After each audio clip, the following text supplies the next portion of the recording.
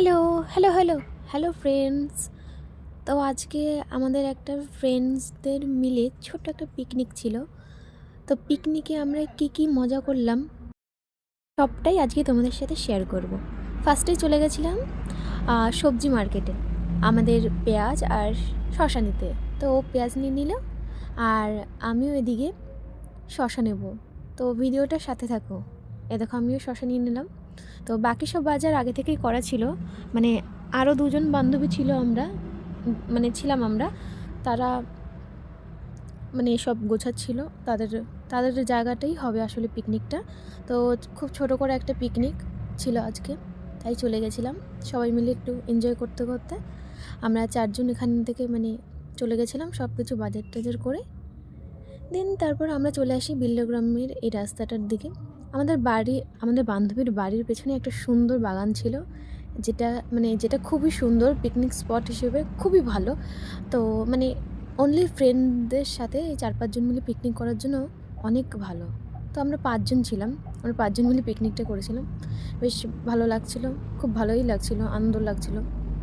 তো দেখো ওরা কত কিছু আয়োজন করেছে, আমরা যাওয়ার আগেই দেখছি যে ওরা এত কিছু করে ফেলেছে, বুঝতে পারছো? উনুন বানানো থেকে শুরু করে সবটাই ওরা একা হাতে করেছে। যাই হোক ভালো। তো আমরা এদিকে সব কিছু গুছিয়ে নিয়ে চলে আসলাম। দেখতে পাচ্ছ সবাই সব কিছু কাজবাজ করছে। তো পিকনিকে সবাইকেই কাজ করতে হয়।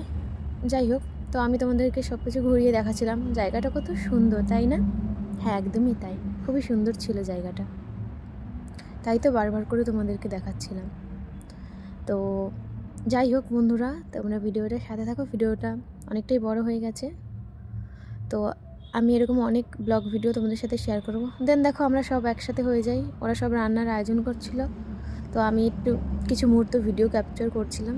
যাই হোক, তো দেখো এদিকে আমাদের পকোড়ার জন্য সব কিছু রেডি হয়ে গেছিলো, আর ওটা ম্যারিনেট করা হয়েছিল বিরিয়ানির জন্য। তো দেখো উনুন তো আমরা ধরাতেই পারছিলাম না, কালকেই বানানো হয়েছিল উনুনটা। তো কাঁচা উনুন দেখো অনেক কষ্ট করে ধরানো হয়। দেন আমরা আগুন জ্বলছিল আর ততক্ষণে আমি একটুখানি ঢং করে নিচ্ছিলাম। তারপর দেখো ওরা সব পকোড়ার জন্য রেডি করছে, তো আমিও এদিকে একটু মজা করছিলাম। যাই হোক, তোমরা এতে আবার কিছু মনে করো না। যাই হোক দেখো, দেখো সব কিছু রেডি হয়ে গেছে, বিরিয়ানির জন্য হয়ে গেছিলো রেডি। আর দেখো পকোড়া ভাজা হচ্ছিলো। এদের দুজনকে দিয়েছি পকোড়ার পাট। দেন দেখো পকোড়া তো ভেজে ফেললো এটা দুটো। তারপর দেখো আমি এদিকে দেখছিলাম কী করে কী করছে। তারপর দেখো আমি একটু ডান্স করে নিলাম এদের মাঝখানে, তো বেশি ভালো লাগছিল আমার।